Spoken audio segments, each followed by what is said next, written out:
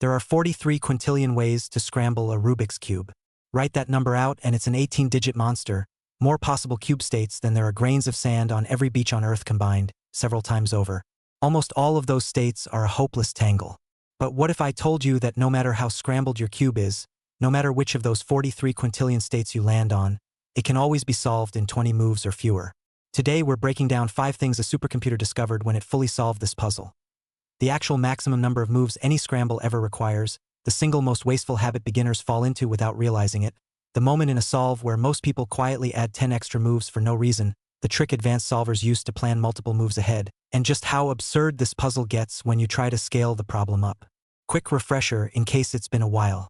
A Rubik's Cube has 6 faces, each with 9 stickers and 26 small moving pieces, corners and edges that rotate around a fixed center on each face. Your goal is simple to state and brutal to execute. Get every face back to a single solid color. Any face can turn in either direction at any time, and that's where the complexity explodes. So how big is this problem, really? Every single turn of a face rearranges 8 pieces at once, and since you've got 6 faces you can turn, each with 2 directions, that's 12 possible moves from any position. String together even a short sequence of moves, and the number of reachable states multiplies out almost instantly, hitting into the trillions after just a dozen turns. Explore every possible move from every possible state, and you get a search space so large that solving it move by move with pure brute force would take longer than the age of the universe on any computer we've ever built. The trick that made this solvable is called God's number, and here's how researchers found it. Instead of checking every single one of those 43 quintillion states individually, they grouped scrambles into massive families that shared the same underlying structure, roughly 2 billion families in total, and used clever symmetry arguments to prove that solving any one scramble in a family tells you almost everything about the rest. Combine that with about 35 CPU years of computing time donated by Google, and in 2010 the answer finally came in.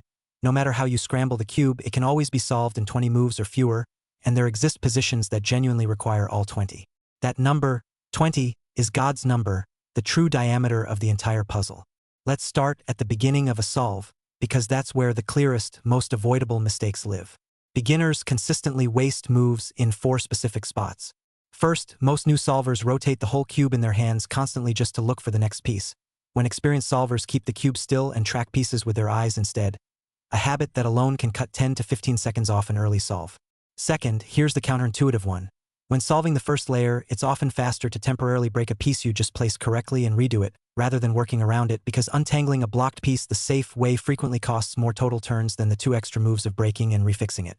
Third, the middle layer is where beginners burn the most wasted motion, repeating the same 4-move insertion algorithm from scratch for every edge piece instead of recognizing that pieces already lined up correctly can skip straight to insertion, saving 6 to 8 moves per edge.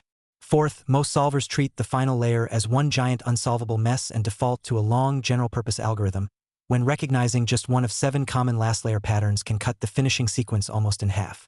Why does this all feel backwards? Because our instinct says be careful and methodical with every single piece, when the math says the fastest path often means intentionally undoing progress to take a shorter route. The middle of a solve, once the first layer and some structure is in place, is where planning really separates casual solvers from fast ones. Speed solvers use something called look ahead, planning their next set of moves while their hands are still executing the current ones, and the trick is treating the cube not as a series of separate steps but as one continuous flow where your eyes are always one step ahead of your fingers. This lets you compare 2 totally different situations, a badly placed corner right in front of you against a slightly better placed corner 2 moves away, on the same scale of total time cost rather than move count alone. The big takeaway here is that raw move count matters less than most people think. A solve using 55 moves executed fluidly with no pauses beats a solve using 45 moves with hesitation between every step. What's safe to sacrifice in this middle stretch? Perfect efficiency on any single piece. Elite solvers routinely accept a slightly longer path for one corner if it means their hands never have to stop moving. Now the true endgame of technique, which for cubers is actually the opening move of a fully optimized method, because it's the decision that ripples through everything after it. Before you've even made your first turn, the single most valuable habit is inspection. Taking those allowed 15 seconds before a time solve to plan out the first 8 to 10 moves in your head, because a solver who plans ahead during inspection routinely beats one who starts fresh at every step, even with identical raw turning speed. The runner-up habit is recognizing that not all scrambles are created equal. Some starting positions naturally set up faster first-layer solutions than others, and elite solvers train themselves to spot the shortest path rather than defaulting to the same fixed routine every time.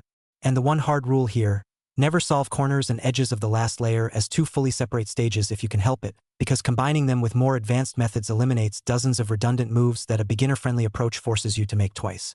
All of this assumes you against a completely fresh scramble, no external pressure.